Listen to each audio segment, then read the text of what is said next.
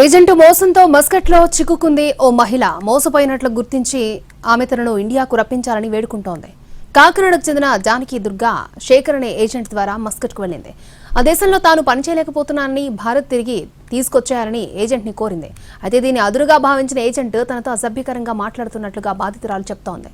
ఈ విషయం బయటపడితే మస్కట్లో ఉన్న వాళ్లతో కంప్లైంట్ ఇప్పిస్తానని శేఖర్ బెదిరిస్తున్నారని మహిళ ఆరోపించింది.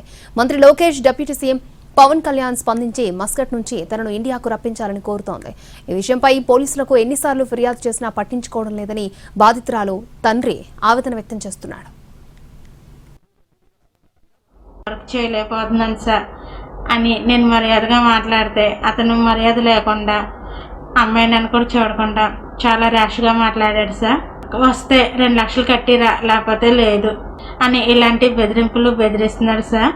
అలాగే నేను చెప్పింది చేయకపోతే మా ఇంట్లో వాళ్ళకి, ఇక్కడ మస్కట్లో నేను పనిచేసే మా ఇంట్లో వాళ్ళకి ఫోన్ చేసి చెప్తాను, నా మీద కేసులు పెట్టినా ఏమెట్టినా నేను మీ ఇంటి దాకా వస్తా, మీ ఇంట్లో వాళ్ళకి చెప్తాను అని చెప్పేసి అంటున్నాడు సార్. నాకు బెదిరిస్తున్నాడు.